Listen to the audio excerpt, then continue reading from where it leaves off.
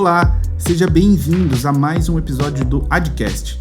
Eu sou o Luiz Evangelista e mais uma vez aqui no comando de um episódio com o Pedro Lipkin. Fala, Luiz! Estamos chegando no 6º episódio da nossa primeira temporada do podcast. Já passamos por diversos assuntos importantes e se você está chegando agora, confira também os outros episódios e nos acompanhe nas nossas redes sociais em @adicpagamentos e no nosso blog adic.com.br/blog. Hoje, nós vamos falar sobre um tema fundamental e de grande interesse para todos aqueles que têm negócios digitais e projetos de e-commerce. Vamos falar sobre as tendências para o setor em 2021 e sobre o e-commerce Brasil. O E-Commerce Brasil é o projeto que a ADIC faz parte com outros mantenedores para ajudar no fomento da digitalização e inclusão de novos players no varejo online. E para entender melhor sobre o projeto e o mercado online em 2021, recebemos aqui no Adcast Thiago Baeta, fundador do E-Commerce Brasil e profissional com mais de 20 anos no mercado de tecnologia. Seja muito bem-vindo, Baeta. Pedro, muito obrigado pelo convite, obrigado Luiz, prazer estar aqui, estou à disposição para falar um pouquinho de e-commerce, vamos lá. Bom, Thiago, então para a gente iniciar a nossa conversa, antes de mais nada, o que é o projeto E-Commerce Brasil? O E-Commerce Brasil hoje é um projeto colaborativo, digamos assim, tendo a base na educação.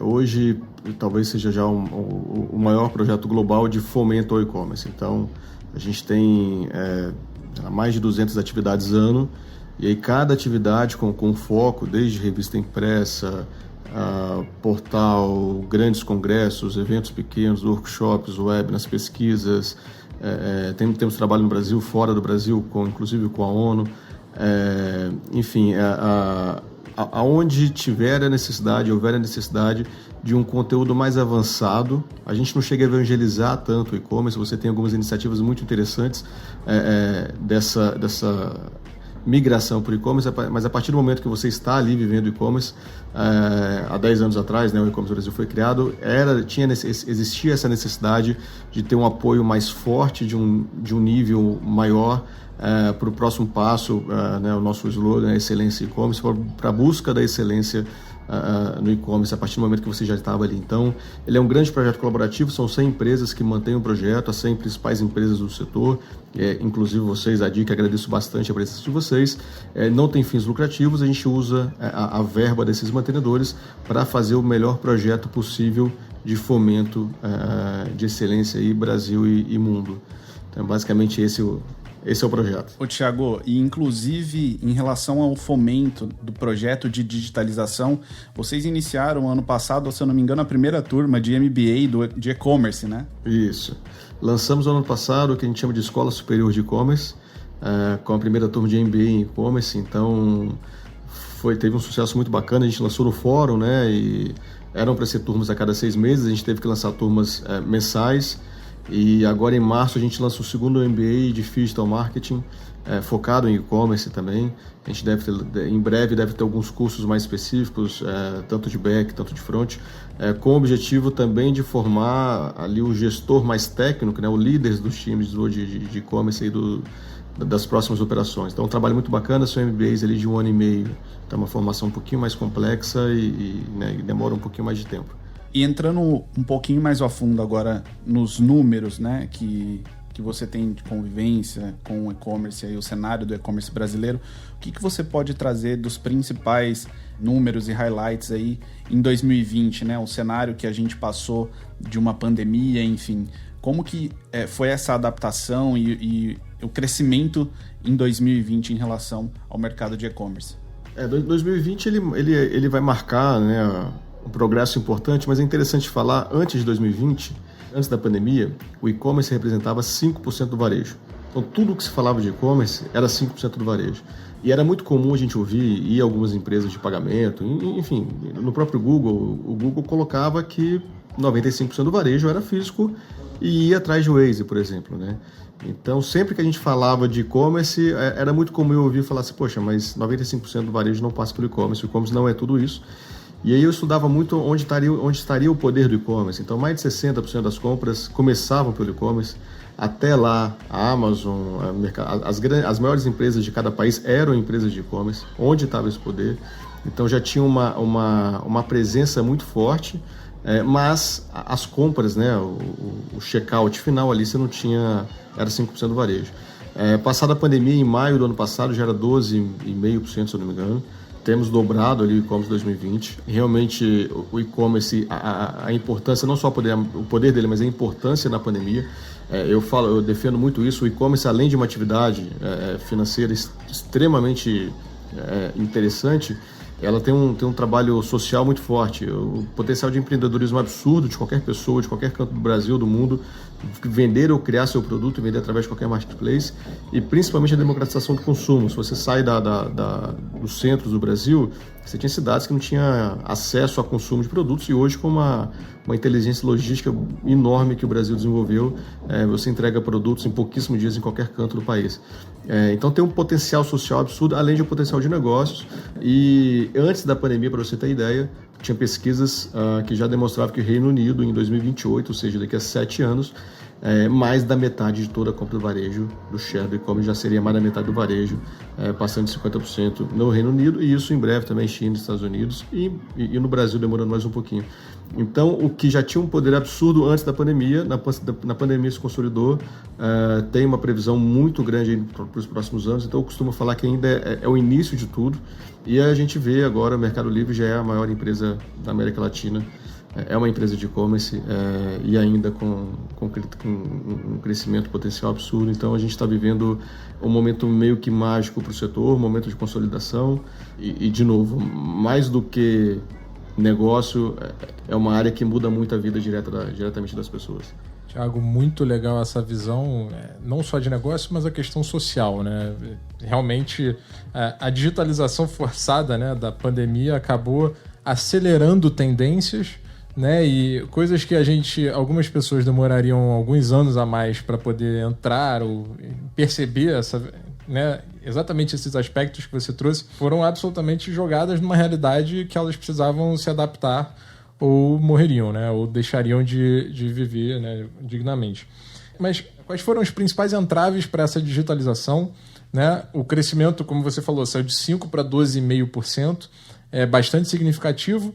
Claro que quando a gente olha, né, os números absolutos, né, de valores transacionados, às vezes pode ficar, digamos assim, mais pessimista, mas o que você acha que hoje, se tivesse uma agenda para o e-commerce, o que precisaria ser atacado para desenvolver ainda mais o e-commerce e os marketplaces, enfim, esses negócios digitais?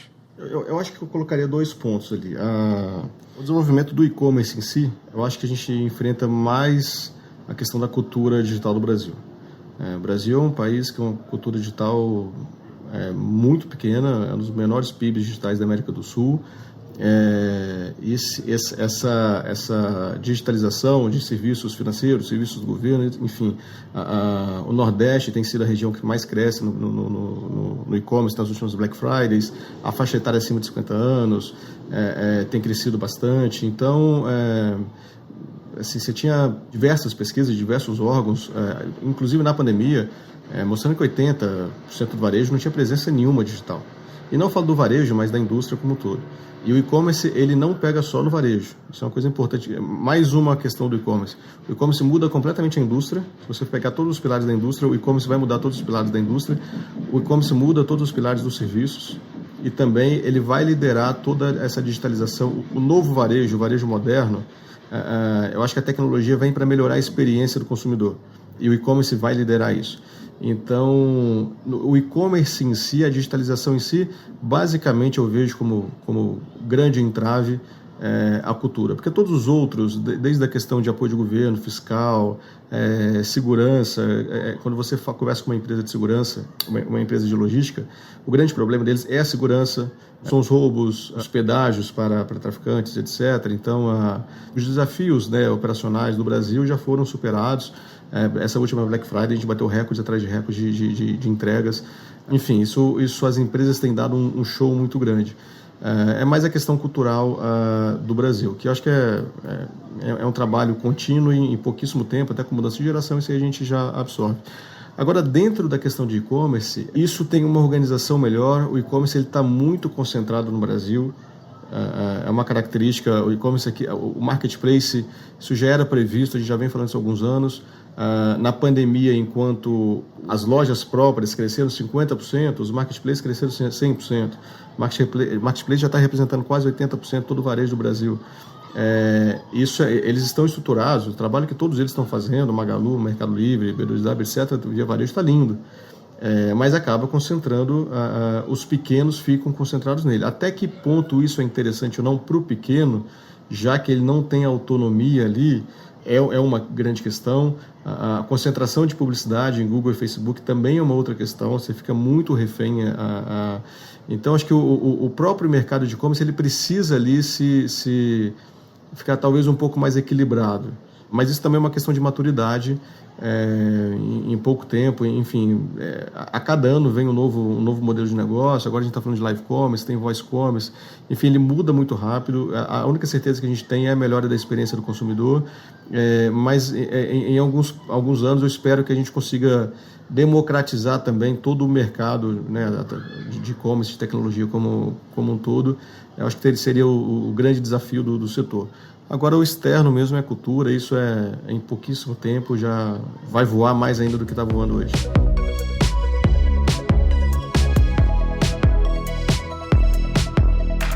Você falou de live commerce, né? Mas pessoalmente me parece que live commerce é o Shoptime e o Polishop, o que o Polishop e o Shoptime faziam há 20 anos atrás na TV a cabo, né? Eles tinham um canal específico, estavam lá passando as lives dele, né? Vamos chamar assim. E aí você ligava, comprava, etc. O que diferencia o live commerce lá de 20 anos para o live commerce de hoje? O que é a novidade? Eu acho que o grande apelo do live commerce é o lado social dele. Então você começa, né, isso começou muito forte no Alibaba, na China. Então eu sou um vendedor dentro do Alibaba, do marketplace deles. Pensa como se fosse o Mercado Livre. Aqui a Magalu, Americanas tem feito muito isso. Então eu sou vendedor, eu começo a minha live, eu estou mostrando meu produto aqui, meu microfone, e começo a apresentar meu microfone, e aí o Pedro entra, então marca, o Pedro entrou, o Luiz comprou, o Pedro comprou também, fulano comprou, desconto só agora de 10%, 15%, usa esse cupom. Então, e aí o fulano que comprou, os amigos sabem, só o Luiz acabou de comprar um microfone, e quem os próximos 5, então você tem todo esse apelo que já existia lá atrás, mas agora com uma tecnologia, né, mais avançada nesse apelo social. Isso chegou na China com taxas de conversão absurdas, e assim, era questão de tempo chegar no Brasil, porque o Brasil ele tem essa característica social, né, sempre liderou as redes sociais mundo afora, e vem muito forte, tanto as lives, digamos, amadoras, as pequenas, né, dos pequenos empreendedores, as lives mais estruturadas ali também com campanhas fortíssimas. Isso também vem tem algumas marcas, se não me engano a Unilever já trabalha com 20 mil micro-influenciadores. Eu saio um pouco de live commerce, mas entrando no social, é uma característica também diferente, onde você usa ali, né, um ecossistema muito diversificado, não só para vender, né, mas é um trabalho de construção de marca absurdo, um trabalho de curadoria, um trabalho de conteúdo, um trabalho de educação, um trabalho, enfim, muda muito esse trabalho social do que eram as redes sociais simplesmente há pouquíssimo tempo atrás, né? Então isso muda muito rápido, daqui a um ano também mudou novamente, mas eu acho que e essas lives também feitas por alguns influenciadores também, você tem os programas de fidelidade. Antigamente isso começou muito na internet, os sites, né, os blogs, eles tinham audiência e vendiam produtos e ganhavam comissão. Hoje você tem pessoas físicas, Brasil afora, pessoas físicas em qualquer canto do Brasil vendendo esses produtos, criando seus próprios sites, suas próprias páginas dentro dos aplicativos e vendendo nas suas comunidades. Também um trabalho social muito forte ali, alguns deles também fazendo suas lives, fazendo a curadoria do produto e vendendo. Agora ele só vende, né, porque a entrega depois é feita pelo grande varejista, pela indústria, pela marca. Então é um potencial social muito forte e muda muito ali a cara de e-commerce, porém no final às vezes fica concentrado ali nos grandes marketplaces novamente. Então essas grandes marcas estão dando ótimos canais, são potenciais absurdos. É só uma reflexão que às vezes você pode ficar na mão dessas empresas. Vamos supor que você começou a vender, está vendendo demais, milhões e milhões e milhões, você vai mudar seu padrão de vida, ótimo, mas se essa empresa mudar as regras, né, você acaba ficando um pouquinho na mão deles. Mas são oportunidades incríveis. Thiago, você falou bastante sobre os canais de distribuição e os influenciadores. Eu queria que você aprofundasse um pouquinho a tua questão em relação à usabilidade, né? Esse termo que deixou de ser uma tendência e passou a ser obrigatório, né? As empresas elas não tinham uma área de UX, né? User Experience, e hoje é quase que mandatório ali. Então, eu queria que você aprofundasse mais em relação a esse tema, o que você tem visto, o que você tem percebido no mercado em relação a isso.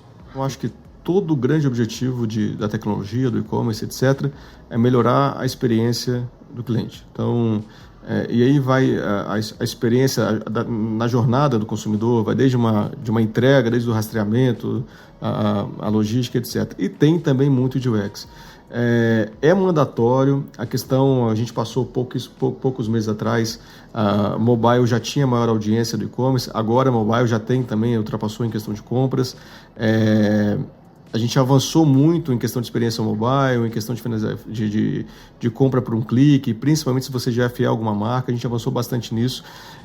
Existem ainda muitas críticas em relação ao processo que poderia ser melhor, atrasos, etc. Até me incomoda sempre uma Black Friday, a gente vai dar entrevista para o jornal e eu converso sempre com os jornalistas, quando possível. A gente faz uma Black Friday tão linda, a gente quando fala, né, o setor investe tanto, mas é tão preparado aquilo ali, e aí tem uma compra que dá errado, ou 0,0x%, né, de uma compra que dá errado, e a mídia ainda foca muito naquilo ali. Ou alguém que ainda recebeu um tijolo que foi enganado, alguma fraude que acontece, mas é muito, muito pouco. Então, assim, existe muita crítica, mas é um mercado que, se você pegasse o mercado, a gente falava em 100 bilhões, o mercado de 100 bilhões em 2020, em 2010, quando o e-commerce do Brasil começou, eram 10 bilhões, de 10 para 100 bi em 10 anos, e esse crescimento agora ainda mais exponencial pós-pandemia. Então é um mercado que cresce muito rápido, não existe profissional, não existe formação, você tem muitos sistemas, muita coisa de integração ainda, então às vezes uma coisa não conversa com a outra, vai dar problema sim, e foca-se no problema, mas assim, é incrível que provavelmente todos que estão ouvindo aqui, todos nós, têm comprado alguma coisa recentemente e recebido em poucas horas em casa. Enfim, a experiência de e-commerce está superando, eu já comprava muito no e-commerce antes, mas pós-pandemia você praticamente só compra e-commerce. Então, a minha experiência em shopping hoje é completamente diferente, mas eu não quero mais em shopping comprar. O shopping ele precisa entrar na jornada, mas não como compra, talvez como retire, talvez como né, se você uma coisa interessante, um dado interessante também, antes da pandemia, isso foi divulgado até por Magalu, nos Estados Unidos era muito comum isso, 40% de tudo que era comprado na Magalu era retirado em loja. Isso muda toda a questão do varejo. Eu conversava muito com os varejos, o retire lá estava lotado, né, e a loja estava vazia. Como que é a experiência de consumo, até roupa mesmo, que era uma coisa, como que eu vou experimentar? Você vê as roupas em vários manequins, e várias experiências completamente diferentes, a quantidade de realidade aumentada, de opções, de cores, de preços, etc. Talvez você consiga ter uma compra muito mais certeira em casa, do que no shopping, e qualquer coisa você tem a lei do arrependimento também, que você pode aplicar, reviews, enfim. Então, acho que a gente está aumentando a experiência do consumidor como um todo. Tem coisas para melhorar? Tem, mas é porque é uma coisa que está crescendo de forma absurda. Então, vai chegar o live commerce agora, vai crescer absurdamente. O voice commerce, os Estados Unidos vai fechar 2020 com 60% de todas as buscas nos Estados Unidos são feitas por voz. Não é voice commerce ainda, mas as buscas normais são feitas por voz, e isso vai chegar daqui a pouco. Vai chegar perfeito? Não vai chegar perfeito, vai começar aos poucos, talvez em 1, 2 anos vai ser uma coisa super comum e vai evoluir ali bastante, mas é um momento muito mágico que a gente está vivendo, enfim, de novo, para a experiência de toda a sociedade, e como um modelo de negócio, como você falou, de novos empregos. A gente teve, não sei se foi ontem que foi o Big Brother, você vê todo mundo comentando, os grandes patrocinadores do último Big Brother são todas empresas de varejo de e-commerce. A Bolsa, né, as principais empresas estão crescendo agora, além, novamente, mais uma vez, Mercado Livre é a empresa que mais valorosa da América Latina, Alibaba na China, você tem a Amazon com a Apple nos Estados Unidos. E ainda no comecinho de tudo, então ainda é um movimento muito, muito forte, e quem não é do setor, recomendo bastante a entrada no setor. É um setor muito bacana, muito dinâmico também, acima de tudo.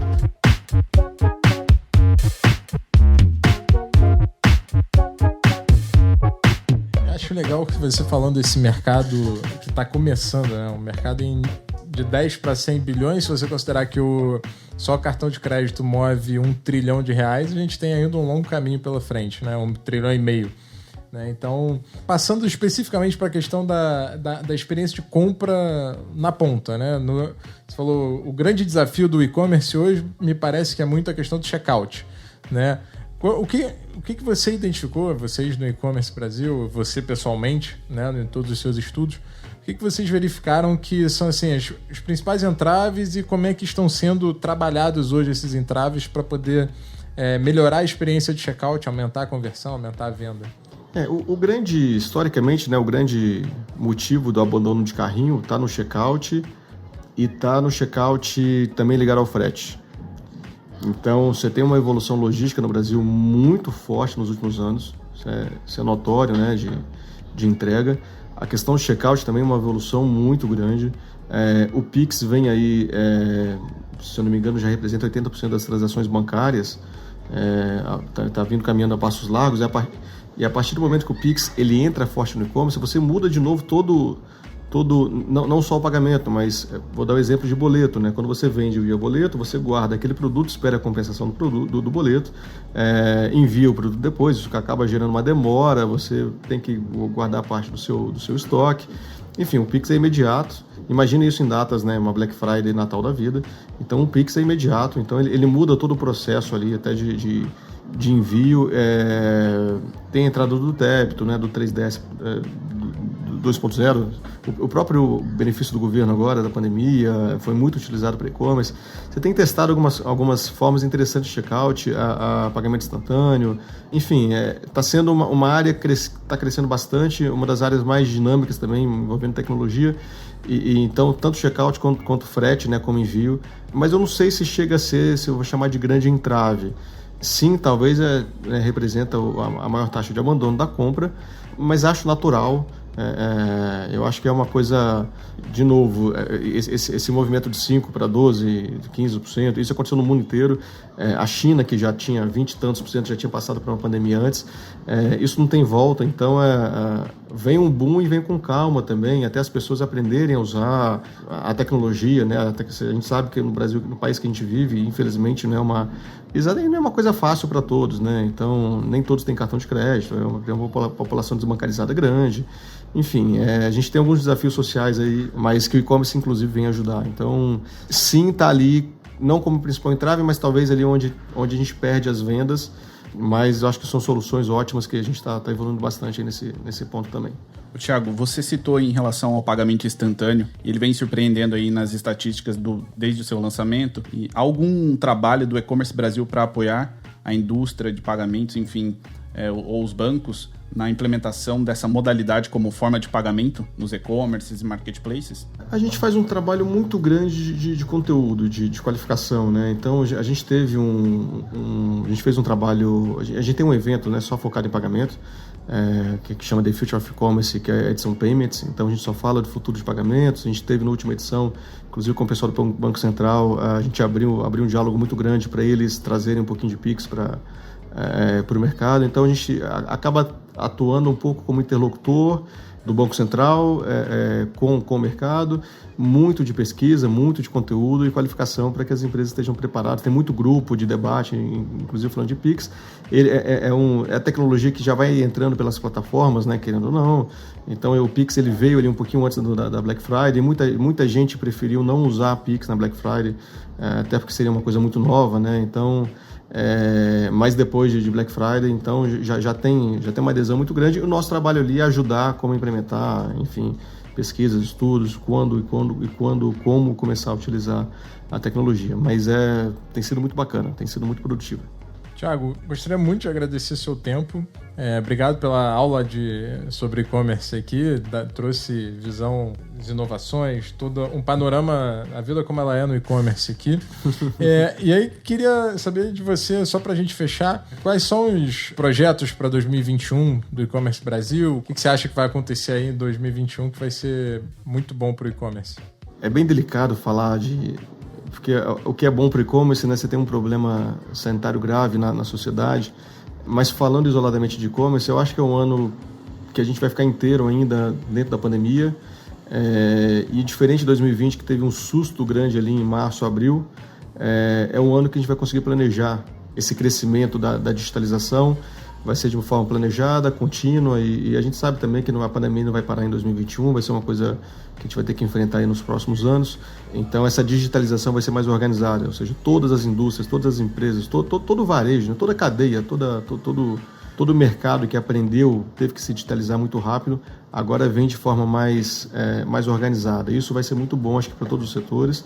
Gosto muito de quando o e-commerce entra em áreas que não é do e-commerce. A tecnologia, como toda a digitalização, entra na saúde, a digitalização entra na experiência do varejo físico, o que a gente está vendo de experiências no varejo como todo, né, saindo do ambiente digital, do ambiente virtual. Isso me agrada muito. Eu acho que nos próximos anos a gente vai ter uma evolução muito grande aí na experiência da sociedade como todo, com serviços digitais ali, onde quer que a gente vá. E do e-commerce Brasil a gente continua, a gente teve dois pilares para 2021, que é mais alcance. A gente tem essa responsabilidade, né, até pela digitalização, então a gente está atingindo, fazendo muito mais coisa. Se eu não me engano, eventos presenciais, né, que a gente fazia, a gente atingia 40 mil pessoas presencialmente, agora a gente fala com mais de 100 mil, porém online, mas com avaliação muito positiva. Então é mais alcance, a gente precisa falar mais do que o e-commerce para muita gente que tá mais interessada. E os novos mercados, né? Os dois novos verticais que entraram muito forte no e-commerce agora foi supermercados e farmácia, né? Que não tinha tanta essa força. Enfim, tem vários novos mercados que estão entrando no e-commerce agora e precisa de um auxílio. Então, o e-commerce Brasil continua num crescimento muito, muito pesado, muito forte, e principalmente nesses dois pilares, abraçar esses novos mercados que estão entrando e precisa de ajuda, e mais alcance, né? Fazer esse conhecimento sobre e-commerce chegar a mais empreendedores e mais profissionais. Thiago, quero agradecer o seu tempo e a sua contribuição aqui, e conte conosco nesse projeto de fomento na digitalização do e-commerce. Espero que a nossa parceria perdure por anos, e também espero você em outros episódios aqui também para nos dar essa aula aqui que você deu.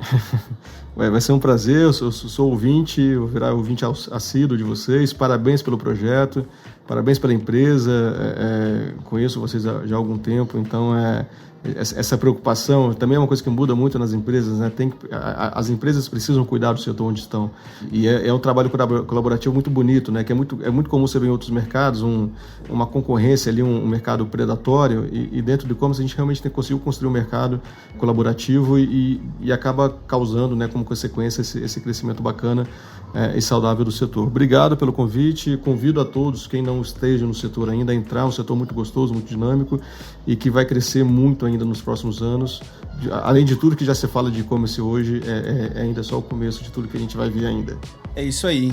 E agradecemos também aos nossos ouvintes que nos acompanharam até aqui nesse episódio, que é um oferecimento da Elo. E reforço o convite para ouvirem os episódios anteriores, hein? Seguir o nosso podcast e as nossas redes sociais. Fiquem atentos às novidades e até a próxima.